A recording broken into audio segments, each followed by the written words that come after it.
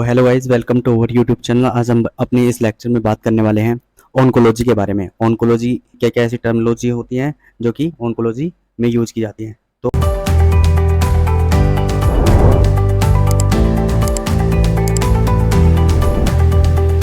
तो अब बात करते हैं कि ऑन्कोलॉजी क्या होती है। तो ऑन्कोलॉजी जो है मिलकर ऑन्को मीन्स ट्यूमर और लोगोस मतलब टू स्टडी। तो इसको हम कह सकते हैं कि मेडिकल की वह ब्रांच है जिसमें कि हम डील करते हैं किससे, ट्यूमर से।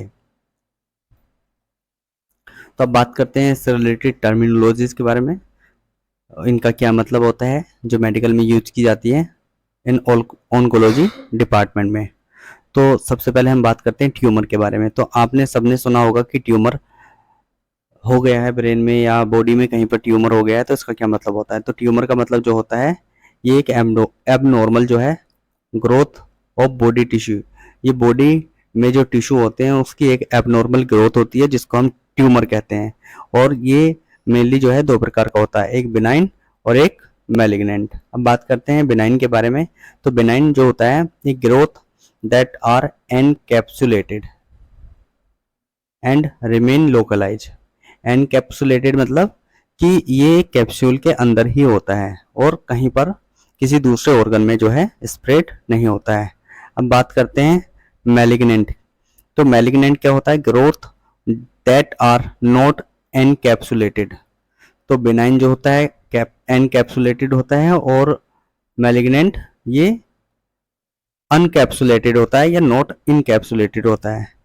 और ये जो है इसमें एबिलिटी होती है टू माइग्रेट, एक ऑर्गन से दूसरे ऑर्गन में माइग्रेट करने की इसमें एबिलिटी होती है। It can spread to another organ.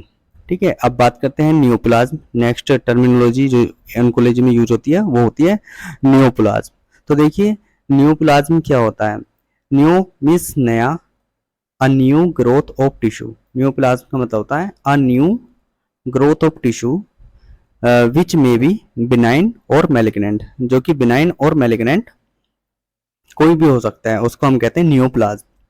अब नेक्स्ट टर्मिनोलॉजी में बात करते हैं मेटास्टेसिस। तो transfer of disease from one organ to another organ, तो उसको हम कहते हैं मेटास्टेसिस। किसी भी डिसीज का एक ऑर्गन से दूसरे ऑर्गन में चले जाने को हम मेटास्टेसिस कहते हैं। अब बात करते हैं कार्सिनोमा। तो ट्यूमर ऑफ एपिथेलियल टिश्यू, जो हमारे एपिथेलियल टिश्यू होते हैं या सॉफ्ट टिश्यू होते हैं वहां पर ट्यूमर होने को हम कहते हैं कार्सिनोमा। और ये ट्यूमर कार्सिनोमा जो होता है वो कहाँ कहाँ हो सकता है, स्किन, जीआईटी, लंग्स, यूरेथ्रा और ब्रेस्ट। ठीक है, अगर इनकी एपिथेलियल टिश्यू में ट्यूमर हो जाता है तो उसको हम कार्सिनोमा कहते हैं। ऐसी कार्सिनोमा इन सीटू, इसका मतलब होता है कि एक lesion present with all the histopathological characteristics of malignance except invasion beyond the basement membrane. ठीक है, बेसमेंट मेम्ब्रेन के से लगा हुआ अगर कोई मैलिग्नेंसी कैरेक्टरिस्टिक्स और हिस्टोपैथोलॉजी प्रेजेंट है उसको हम कार्सिनोमा इन सीटू कहते हैं। अब बात करते हैं सार्कोमा के बारे में। तो देखिए सार्कोमा भी एक न्यूप्लाज्म ही होता है दैट ओरिजिनेटेड फ्रॉम बोन। ठीक है, बोन, मसल्स, फैट और कनेक्टिव टिश्यू। तो सॉफ्ट टिश्यू में ट्यूमर को हम कार्सिनोमा कहते हैं और कनेक्टिव टिश्यू या मसल या फैट इनमें अगर न्यूप्लाज्म हो गया है उसको हम सार्कोमा कहते हैं। अब बात करते हैं स्टेजिंग की कि स्टेजिंग क्या होता है। ऑन्कोलॉजी में जो है स्टेजिंग का क्या क्या मतलब होता है। तो स्टेजिंग एक ऐसा मेथड होता है जो कि क्लासिफाई करता है मैलिग्नेंसीज को based on presence and extent of tumour. ठीक है, अब हॉस्पिस क्या होता है। तो देखिए एग्जाम में बहुत बार पूछा जाता है कि हॉस्पिस क्या होता है या हॉस्पिस केयर क्या होती है। तो हॉस्पिस जो होती है उसका क्या मतलब होता है। तो concept of interdisciplinary care of terminally ill patient like cancer patient. जब भी कोई ऐसी बीमारी किसी पेशेंट को हो जाती है जो कि ठीक नहीं होने वाली है, जैसे कि कैंसर हो गया है, तो उस पेशेंट को हम जो है जो केयर देते हैं उसको हॉस्पिस केयर कहते हैं। अब बात करते हैं लिम्फोमा क्या होता है।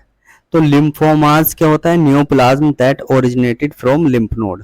लिम्फ नोड से जो भी न्यूप्लाज्म ओरिजिनेटेड होते हैं उनको हम लिम्फोमास कहते हैं।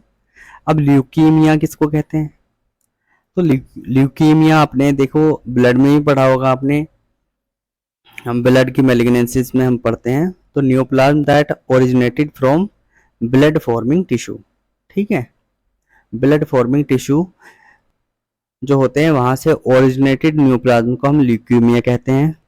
अब नेक्स्ट बात करते हैं कार्सिनोजन क्या होता है।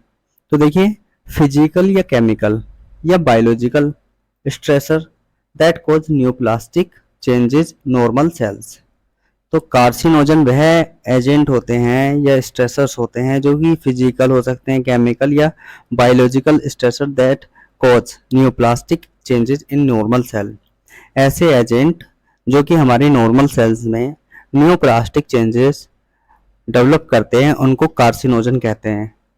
अनडिफरेंशिएटेड सेल्स कौन सी होती हैं, तो अब बात करते हैं अनडिफरेंशिएटेड सेल जो होती हैं, cell that have lost the capacity of specialised functions. तो उनको हम कहते हैं अनडिफरेंशिएटेड, जिनमें हम डिफरेंस को नहीं पहचान सकते उनको हम अनडिफरेंशिएटेड सेल्स कहते हैं।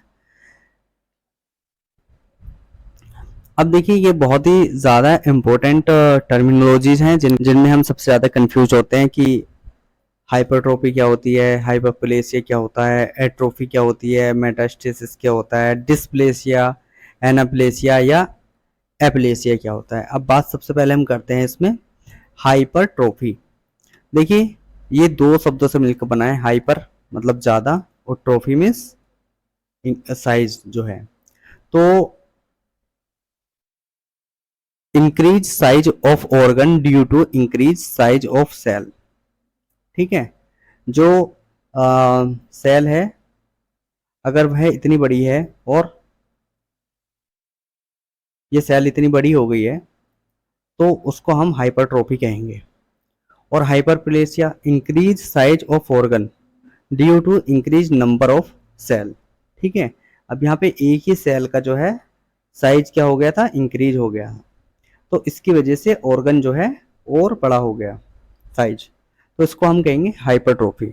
अब हाइपरप्लेसिया, प्लेस मतलब नंबर ऑफ सेल्स के जो है वो ज़्यादा हो गए। अब यहाँ पर सेल्स का नंबर इंक्रीज हो गया है जिसकी वजह से किसी भी ऑर्गन का जो है साइज बढ़ गया है, उसको हम हाइपरप्लेसिया कहेंगे। अब बात करते हैं एट्रोफी, तो decrease the size of organ due to decrease size and number of cells, उसको हम कहेंगे किसी भी सेल की जो है एट्रोफी हो जाना, मतलब decrease the size of cell due to the decrease of number of cells, ठीक है, ये इतना हो गया। अब बात करते हैं मेटाप्लेसिया क्या होता है। Conversion of one kind of tissue into a form that is not normal for that tissue, तो मेटाप्लेसिया हो जाता है किसी भी ऐसे टिश्यू का फॉर्मेशन या कन्वर्सन हो जाना जो कि नॉर्मल नहीं है किसी उस टिश्यू के लिए, उसको हम कहते हैं मेटाप्लेसिया। अब डिस्प्लेसिया किसको कहते हैं, तो देखिए एबनॉर्मल डेवलपमेंट ऑफ सेल, उसको हम डिस्प्लेसिया कहते हैं। एनाप्लेसिया अनडिफरेंशिएटेड सेल टाइप्स, ठीक है, अनडिफरेंशिएटेड सेल टाइप्स जो होती है उसको हम एनाप्लेसिया कहते हैं। अब बात करते हैं Aplysia, failure of an organ और टिश्यू टू डेवलप नॉर्मली, ठीक है, कोई भी टिश्यू अगर नॉर्मली डेवलप नहीं हो रहा है या फेल हो गया है, डेवलप नहीं हो पाया है, तो उसको हम एप्लेसिया कहेंगे। अब बात करते हैं एडिनो कार्सिनोमा क्या होता है, ठीक है, तो इसको हम कहते हैं कि कोई भी ऐसा मैलिग्नेंट ट्यूमर जो कि अराइज हुआ है कहाँ से, ग्लैंडुलर ऑर्गन से। अब बात करते हैं नादीर क्या होता है। देखिए नादीर का मतलब समझ लेते हैं, कोई भी lowest concentration of blood cells specially white blood cells, ठीक है। Found after taking a drug that suppress the bone marrow like chemotherapy when the absolute neutrophils count reach a nadir below, ठीक है, 10, the risk of life threatening infection increase dramatically। मतलब अगर किसी patient को chemotherapy चल रही है और WBC का लेवल जो है बहुत ही कम हो गया है, तो उस पेशेंट को इन्फेक्शन के चांस बहुत ज़्यादा होते हैं। इसी कंडीशन को जो है नादिर कहते हैं। ठीक है। अब बात करते हैं ट्यूमर मार्कर कौन कौन से होते हैं। तो a substance whose presence in blood serum serve a biochemical indicator for the possible for multiple myeloma presence of a malignancy or progression regression of tumor like PSA and prostate tumor Benz Jones proteins। तो tumour marker मतलब tumour को detect करने के लिए जो भी biochemical indicators का use करते हैं, जिससे कि हमें किसी भी माइलोमा की मल्टीपल प्रेजेंस का पता चलता है, उनको हम ट्यूमर मार्कर कहते हैं। तो आई होप आपको ये वीडियो अच्छी लगा होगा। अगर ये वीडियो थोड़ी भी इंफॉर्मेटिव लगी हो तो इसको लाइक करें, कमेंट करें और शेयर करें।